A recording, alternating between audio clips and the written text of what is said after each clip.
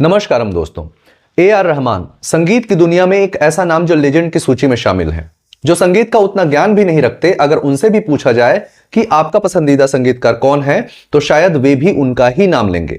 वैसे हैं तो वे तमिल फिल्म इंडस्ट्री से, पर मलयालम, कन्नड़, तेलुगु के साथ उन्होंने हिंदी फिल्म इंडस्ट्री में भी बहुत काम किया है और वे यहां एक जाने माने संगीतकार हैं। रोजा, बॉम्बे, ताल, रंगीला, रॉकस्टार, दिल से, लगान, साथिया, स्वदेश, रंग दे बसंती, गुरु और जोधा अकबर जैसी कई फिल्में हैं जो उनके संगीत के कारण कालजयी हो गईं। पर न जाने क्यों जिस हिंदी फिल्म इंडस्ट्री की वजह से उनको इतना नाम मिला, इतनी शोहरत मिली, आज उन्हें ये अचानक कम्युनल लगने लगा है। दरअसल हाल ही में उनका एक इंटरव्यू आया है जो उन्होंने बीबीसी एशियन नेटवर्क को दिया है, जिसमें वे हिंदी फिल्म इंडस्ट्री को लेकर खासे नाराज दिख रहे हैं। उन्होंने सबसे पहले तो हिंदी फिल्म इंडस्ट्री को कम्युनल कहा। उनके अनुसार सत्ता बदलने के कारण अब हिंदी फिल्म इंडस्ट्री उनको एक विशेष धर्म का होने के कारण अलग तरह से देखती है और काम नहीं देती। दूसरा, जब उन्हें छावा फिल्म जो छत्रपति संभाजी महाराज के ऊपर बनी है के बारे में पूछा गया, तो उन्होंने इसे एक डिवाइड करने की मंशा से बनाया गया फिल्म करार दिया। और जब से इनका यह बयान आया है, तब से सोशल मीडिया प्लेटफॉर्म्स में जबरदस्त खींचतान देखा जा रहा है। दरअसल ए.आर. रहमान, जिनको सबने कलाकार के रूप में देखा, अक्रॉस रिलीजन, अक्रॉस जियोग्राफी सब लोगों ने प्यार दिया, अचानक उनका इस तरह का बयान हिंदी फिल्म इंडस्ट्री पर और देश पर आना कुछ तो प्रश्न उठाता है। साथ ही उनके अंदर एक पर्टिकुलर वर्ग के प्रति उनका नफरत भी जाहिर करता है। मजे की बात यह है कि हम जहां हिंदी फिल्म इंडस्ट्री को उसके स्यूडो सेकुलरिज्म की वजह से ट्रोल करते रहते हैं, वहीं इस इंडस्ट्री के बारे में उनका यह बयान वाकई में चौंकाने वाला है कि यह इंडस्ट्री कम्युनल हो गई है। परंतु अगर देखा जाए तो वास्तविकता कुछ और ही है। और इसका ताजा उदाहरण धुरंधर और 21 है, जहां धुरंधर पर आपने देखा कि फिल्म इंडस्ट्री के ज्यादातर लोगों और कई क्रिटिक्स का गजब का मेल्टडाउन हुआ और उन्होंने इसे सिरे से नकारने की भरपूर कोशिश भी की। वह तो भला हो कि फिल्म लोगों को पसंद आई, नहीं तो धुरंधर अब तक की सबसे बेकार फिल्म होती, जो कि इंडस्ट्री के कई लोगों के लिए अभी भी है, क्योंकि उसने पाकिस्तान को वैसे ही दिखाया जैसा वो है। वहीं उसके बाद रिलीज हुआ 21 इसके ठीक विपरीत था, क्योंकि वह अमन की आशा वाली फिल्म थी, जिसका इन लोगों ने भरपूर स्वागत किया।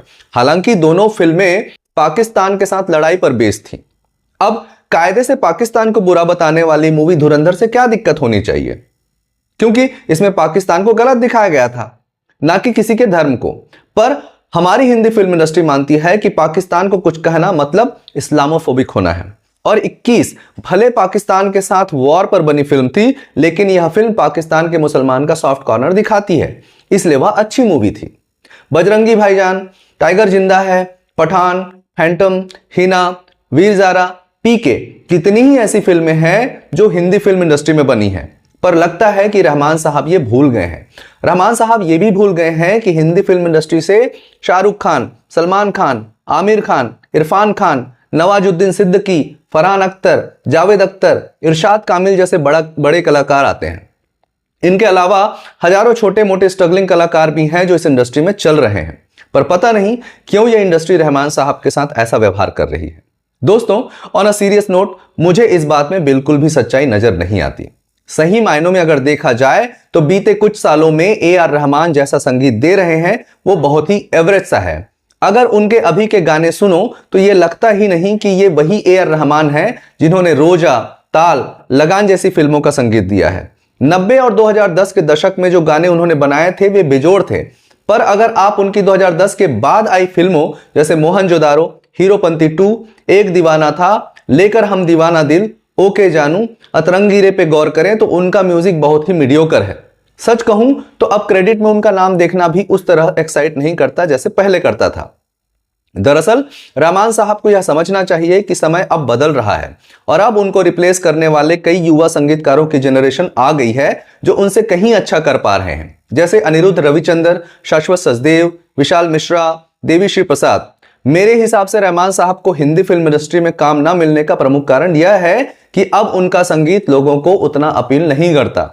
साथ ही अब प्रोड्यूसर्स के पास कई युवा म्यूजिशियंस का ऑप्शन है जो उनके रिप्लेसमेंट के लिए तैयार हैं और जो ज्यादा रिफ्रेशिंग संगीत के साथ अवेलेबल हैं, वो भी कम बजट में। मैंने कहीं सुना था कि रहमान साहब फीस के साथ प्रॉफिट शेयरिंग की भी डिमांड करते हैं। ऐसे में प्रोड्यूसर्स बजट फ्रेंडली ऑप्शन की तलाश में तो जाएंगे ही ना, और इसमें बुराई क्या है। दरअसल यहां रहमान साहब को काम ना मिलना एक नेचुरल डिसेंट है, जैसे एक समय जब वे इंडस्ट्री में आए थे तो उन्होंने भी अपने समकालीन म्यूजिशियंस को या संगीतकारों को रिप्लेस किया था, पर इस चेंज को, इस डिसेंट को ना पचा पाते हुए रहमान साहब का यह बयान बड़ा बेतुका और बचकाना सा लगता है, वह भी धर्म वाला एंगल देकर। जब रहमान साहब सत्ता परिवर्तन के कारण कम्युनल विचारधारा को इंडस्ट्री में बढ़ा है कह रहे हैं तो सीधे सीधे उनका इशारा पूरे देश की तरफ है।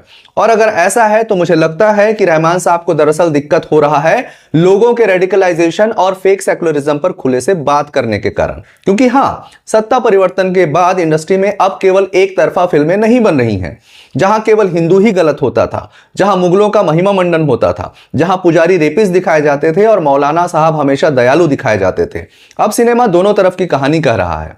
मुझे यह भी समझ में नहीं आता कि अगर सत्ता बदलने के बाद देश कम्युनल हो गया है तो गुलाम नबी आजाद, राशिद खान, मुजफ्फर हुसैन बेग, कल्बे सादिक, अली मोहम्मद और गनी मोहम्मद को कैसे यही सरकार पद्म भूषण से सम्मानित करती है। क्रिकेट में, हॉकी में और अन्य कई खेलों में कैसे मुसलमान बिना किसी भेदभाव के सक्रिय हैं और पूरे देश का प्यार पा रहे हैं।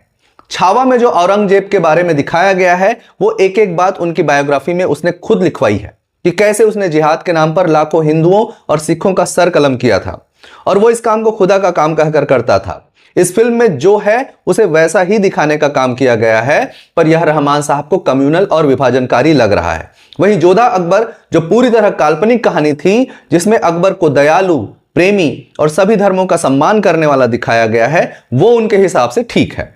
अकबर के बायोग्राफी में भी हिंदुओं के कत्लेआम की घटनाएं लिखी गई हैं, पर उसे ऐसा हीरोइक दिखाने से जो सरासर झूठ है, पर रहमान साहब को कोई इशू नहीं था। वह डिवाइसिव और मिसलीडिंग नहीं था, पर छावा है। दरअसल मुद्दे की बात यह है कि रहमान साहब को दिक्कत इस चीज से है कि लोग उनके धर्म में छिपे बुराइयों के बारे में अब बात करने लगे हैं। और हाँ, यह वाकई में सत्ता परिवर्तन के बाद हुआ है, जिसमें दूसरे पक्ष की गलतियों और बुराइयों पर भी बात हो रही है। और इसमें गलत क्या है? और सच को सच कहने की परंपरा अगर चली है तो इसमें गलत क्या है? अगर आप इसे पर्सनली ले रहे हैं रहमान साहब, तो आप गलत साइड पर हैं। हमने हमेशा गलत को गलत कहा, चाहे वह हमारे ही धर्म का क्यों ना हो। हमने हमारी बुराइयों पर हो रही सभी बातों को, रिफॉर्म को स्वीकार किया। कभी भी उसके कारण किसी पर भी कम्युनल होने का कोई ठप्पा नहीं लगाया। पर आप ये छोटी सी बात भी नहीं पचा पा रहे हैं रहमान साहब। रहमान साहब, आप मेरे पसंदीदा संगीतकारों की सूची में अभी भी हैं, पर एक व्यक्ति के तौर पर अब मैं आपको थोड़ा शक की निगाह से देखूंगा। दोस्तों, आपको क्या लगता है? रहमान साहब का यह बयान आपके मन में कैसे सवाल खड़े करता है? कमेंट कर जरूर बताएं। वीडियो में की गई बातों के साथ अगर आपका कोई जुड़ाव महसूस हुआ है तो वीडियो को लाइक करें, शेयर करें और चैनल को सब्सक्राइब करें। मिलते हैं अगले वीडियो में, तब तक के लिए नमस्कारम, वंदे मातरम।